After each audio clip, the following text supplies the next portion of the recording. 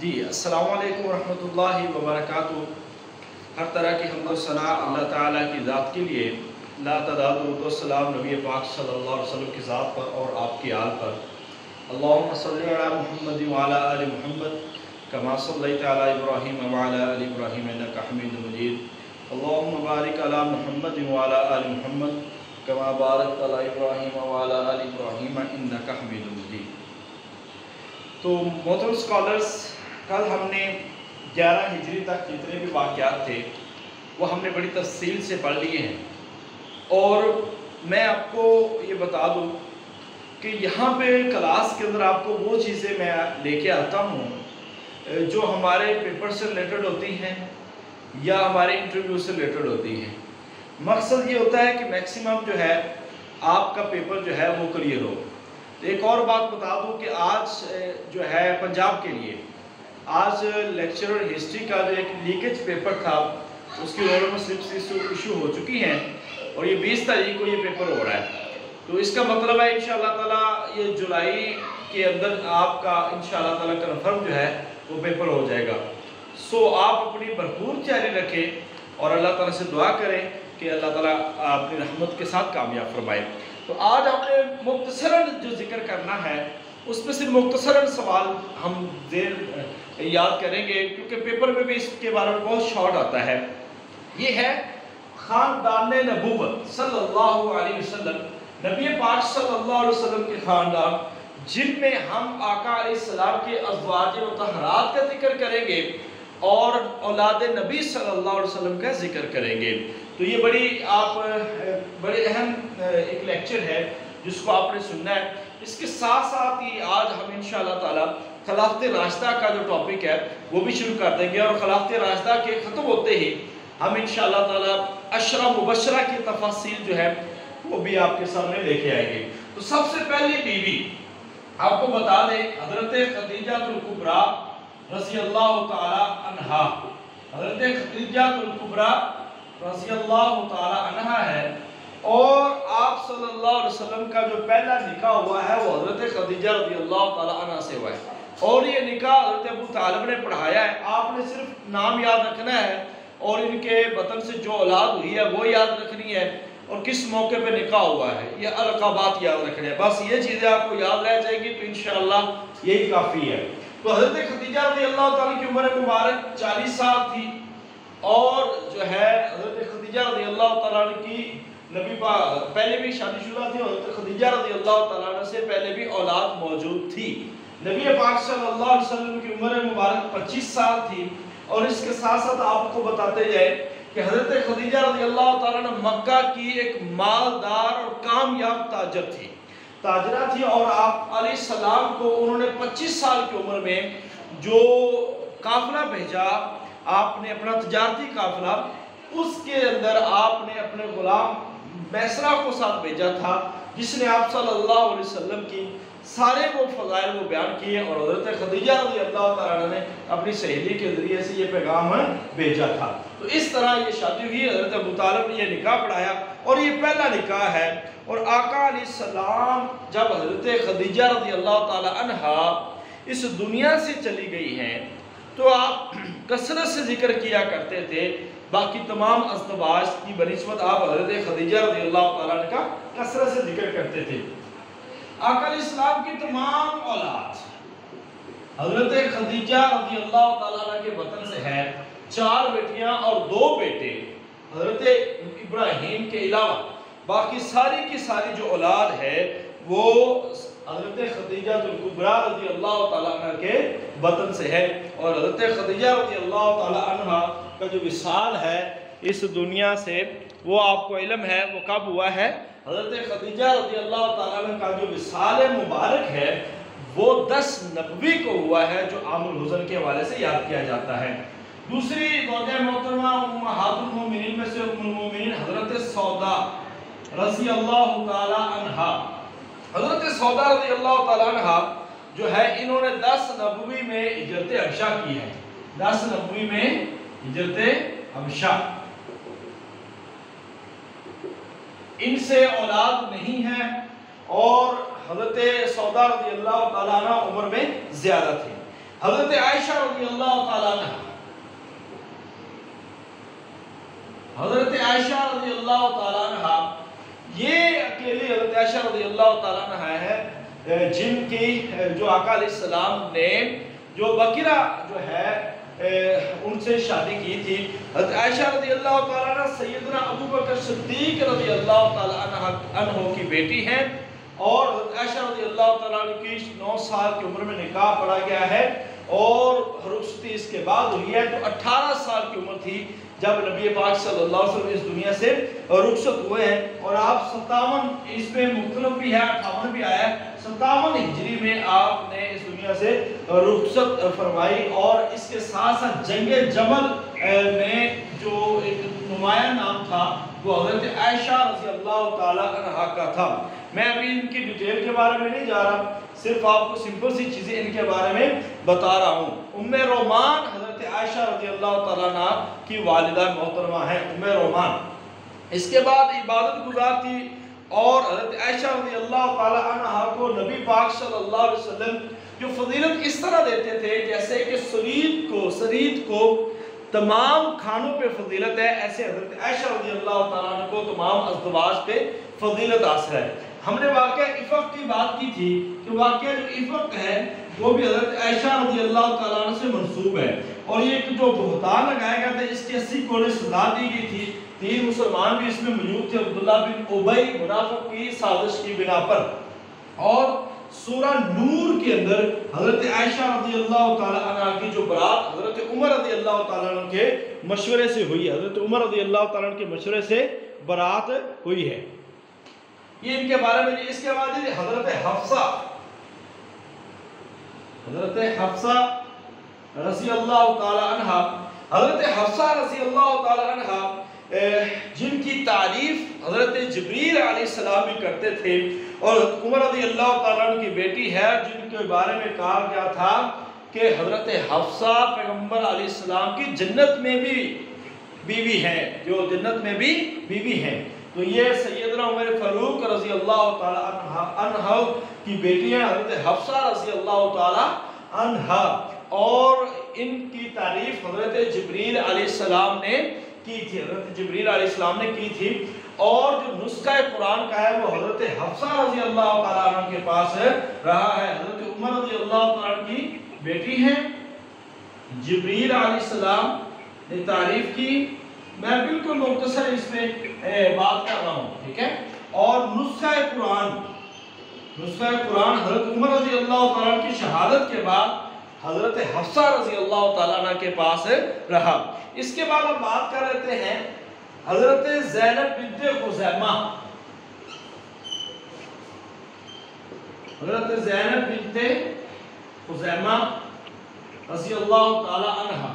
حضرت زینب بنت خزیمہ ان کا پہلا نکاح جو ہے پھوپھی زاد سے ہوا، اور یہ 3 ماہ ہی شادی رہی. پہلا نکاح جو ہے یہ پھوپھی زاد سے ہوا، اور یہ شادی 3 ماہ تک رہی. اور اس کے بعد نبی پاک صلی اللہ علیہ وسلم سے حضرت زینب بنت خزیمہ کا نکاح ہوا. آپ کا ایک لقب تھا، آپ مساکین کا بڑا خیال رکھتی تھی، اور اس بنا پر آپ کو ام المساکین کا لقب دیا گیا. حضرت زینب بنت خزیمہ کو ام المساکین کا لقب دیا گیا. حضرت زینب بنت خزیمہ کو ام المساکین کا لقب دیا جاتا ہے. جی اس کے بعد ہم بات کرتے ہیں حضرت ام حبیبہ رضی اللہ تعالی عنہ.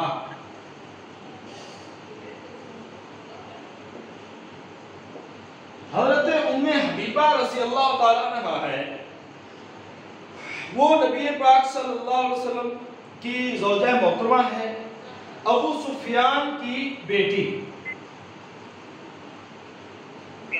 ابو سفیان کی بیٹی. اور نبی پاک صلی اللہ علیہ وسلم سے محبت کا یہ عالم ہے، دین سے محبت کا یہ عالم ہے کہ ابو سفیان ابھی اسلام نہیں لایا تھا، اور آقا علیہ السلام کی چارپائی پر چادر مبارک پر بیٹھ گیا تھا تو انہوں نے اپنے باپ سے چادر کھینچ لی تھی.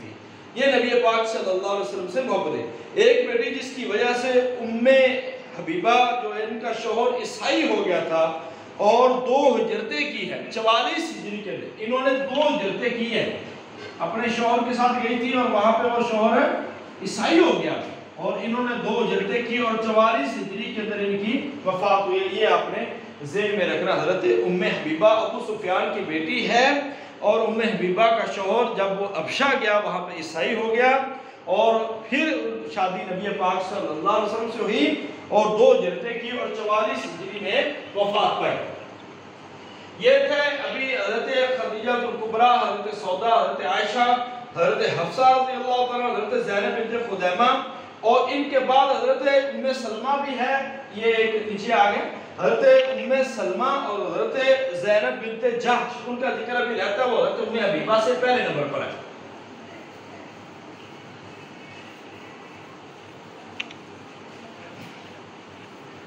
جی حضرت ام سلمہ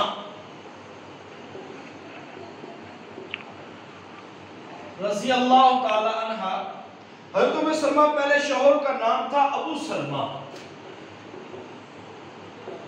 ابو سلمہ رضی اللہ تعالی جو کہ شہید ہو گئے، ابو سلمہ ان کا نام تھا۔ علم و عمل میں یہ کمال تھے، جب شوہر شہید ہوئے تو حضرت ام سلمہ اتنا روتی تھی کہ مجھے ابو سلمہ سے بہتر کون ملے گا، تو آقا علیہ السلام نے فرمایا اللہم اجرنی فی مصیبتی واخلفنی خیر منہا، یہ دعا پڑھا کر اللہ اس سے بہتر دے گا۔ آقا علیہ السلام کو کہنے لگے آقا علیہ السلام ابو سلمہ سے بہتر کون ہوگا، تو آقا علیہ السلام نے فرمایا بس یہ دعا پڑھا کر اللہ اس سے بھی بہتر کرے گا۔ تو پھر اللہ پاک نے نبی پاک صلی اللہ علیہ وسلم کے نکاح میں حضرت ام سلمہ رضی اللہ تعالیٰ عنہ کو کر دیا۔ تو یہ ام سلمہ رضی اللہ تعالیٰ عنہ کا سب سے آخر پہ انتقال ہوا ہے۔ کل بھی ہم نے بات کی تھی کہ سب سے آخر پر جو انتقال ہوا ہے وہ حضرت ام سلمہ رضی اللہ تعالیٰ عنہ کا ہے۔ اس کے بعد ہے حضرت زینب بنت جحش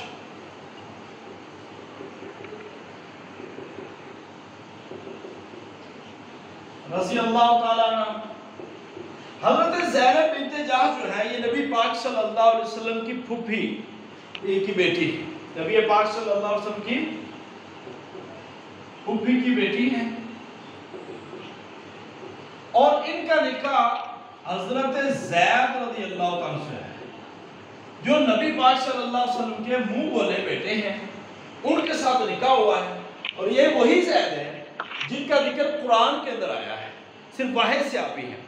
اور حضرت زید چونکہ غلام تھے اور حضرت زینب بنت جحش آزاد تھی، اب ان کا آپس میں نباہ نہ ہوا، وقت گزرا، وقت گزرتا گیا، آخرکار جدائی اور طلاق ہو گئی اور اس کے بعد نبی پاک صلی اللہ علیہ وسلم کو اللہ تعالیٰ نبی پاک صلی اللہ علیہ وسلم چاہ رہے تھے مگر آپ ظاہر نہیں کر رہے تھے، تو اس وقت ایک متبنہ کے جو مسائل ہیں جو سورہ احزاب کے اندر آئے ہیں وہ اللہ تعالیٰ نے بتا دیا ہے کہ منہ بولے بیٹوں کے بیٹے جو ہے وہ حقیقی بیٹے نہیں ہوتے، یہ ان کی وضاحت یہاں پر کر دی، اس لیے یہ رسم ختم ہوگی، چونکہ وہ بیٹے کی بیوی سے نکاح کرنا یہ تو حرام تھا، لہذا منہ بولے بیٹے کی بیوی سے نکاح کیا جا سکتا ہے۔ تو ان کا ایک ذکر بڑا مشہور و معروف ہے۔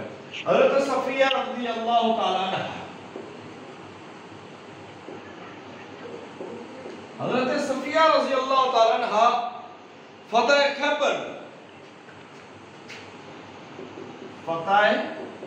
خیبر میں آئی ہیں اور یہود کے مالدار ایک شخص کی بیٹی ہے، سردار کی بیٹی ہے، اور جب پاس آئی تو رو رہی تھی۔ عائشہ اور زینب کہتی ہیں کہ ہم تم تمام سے افضل ہیں یا میرے باپ، یعنی کہ یہ نبی پاک صلی اللہ علیہ وسلم کی یہ زوجہ محترمہ کیونکہ سردار کی بیٹی تھی، جنگ میں قیدی بن کے آئی اور رو رہی تھی، تو اس وقت نبی پاک صلی اللہ علیہ وسلم نے ان کے ساتھ نکاح کیا اور آقا علیہ السلام نے اس نکاح کی برکت سے کئی قیدی بھی آزاد ہوئے۔ تو اس لحاظ سے حضرت صفیہ رضی اللہ تعالیٰ عنہ کا اسلام قبول کرنا یہ ان کے لیے بڑا اسلام بھی قبول کیا اور نبی پاک صلی اللہ علیہ وسلم سے نکاح بھی ہوا۔ اس کے بعد حضرت ماریہ قبطیہ رضی اللہ تعالیٰ عنہ، بالکل مختصر ہے جی، ماریہ قبطیہ رضی اللہ تعالیٰ عنہ قبطی قبیلے سے تھی اور یہ مصر سے مقوقس مصر نے بھیجا تھا. قبطی قبیلے سے جو مقوقس مصر نے ایک خچر بھیجا تھا دلدل نامی خچر, اور حضرت ماریہ قبطیہ کو نبی پاک صلی اللہ علیہ وسلم کے نکاح میں بھیجا تھا. مقوقس مصر, مصر کے بادشاہ کو مقوقس کہتے ہیں. دلدل نامی خچر بھی انہوں نے بھیجا تھا. تو یہ وہ دوسری زوجہ محترمہ ہے نبی پاک صلی اللہ علیہ وسلم کی, جن کے وطن سے اللہ تعالیٰ نے ابراہیم عطا کیے, جو کہ 16 ماہ زندہ رہے اور اللہ تعالیٰ کو پیارے ہو گئے. 16 ماہ زندہ رہے اور اللہ تعالیٰ کو پیارے ہو گئے. یہ حضرت ماریہ قبطیہ رضی اللہ تعالیٰ عنہ کے بارے میں ہے. یہ حضرت ماریہ قبطیہ رضی اللہ تعالیٰ عنہ کے بارے میں. اس کے بعد ہے حضرت جویریہ.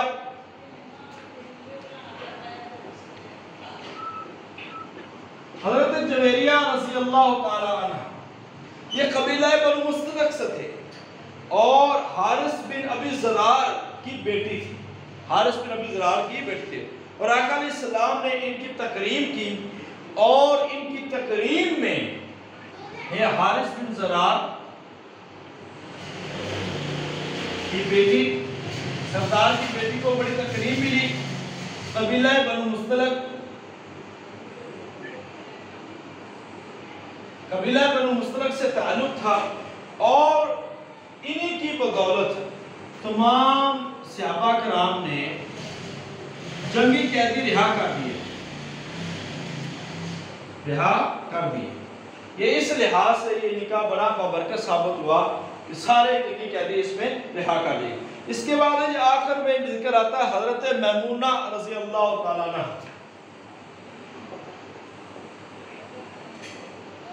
حضرت میمونہ رضی اللہ تعالیٰ عنہ کا ذکر آتا ہے, اور ان کا حرم میں نکاح, حالت حرام میں نکاح ہوا ہے آقا علیہ السلام کے ساتھ. پر یہ بھی اس کے بارے میں بھی مختلف دلیلیں ہیں. تو آخری نکاح حضرت میمونہ رضی اللہ تعالیٰ عنہ سے ہوا ہے. تو یہ ازدواج المؤمنین, امہات المؤمنین, ازدواج نبی صلی اللہ علیہ وسلم ہے, جن کو النبی اولا بالمؤمنین من انفسہم وازواج امہاتہم, یعنی کہ نبی پاک صلی اللہ علیہ وسلم کی بیویاں مومنوں کی مائیں ہیں. تو یہ ایک بڑی تفصیل کے ساتھ آپ کو یہ بتا دیا. بس آپ نے ان کے حوالے سے اتنا یاد رکھنا ہے, اور آج میں آپ کو انشاءاللہ تعالی شیئر کر دوں گا ان کے بارے میں تھوڑی سی مزید ڈیٹیل. بس اس کو پڑھ لینا ہے اور یہ کمپلیٹ ہو جائے گا. بس اس کو یاد رکھنا ہے. اس میں یاد رکھنے والے حضرت زینب بنت جاش ہے, کیونکہ پھوپھی کی بیٹی, اور ان کا واقعہ ہے فتح خیبر میں کون سے حضرت صفیہ, حضرت ابراہیم کس کے وطن سے تھے, ماریہ قبطیہ. ماریہ قبطیہ کس نے بھیجی رضی اللہ تعالیٰ عنہ, یہ مقوقس مصر نے بھیجا تھا. کس امہات المؤمنین سے نکاح کی بدولت بنو مستلق کے قیدی زاد ہوئے تھے, حضرت جویریہ رضی اللہ تعالیٰ عنہ. تو اس طرح کے سوالات جو ہیں وہ پیپر میں آتے ہیں.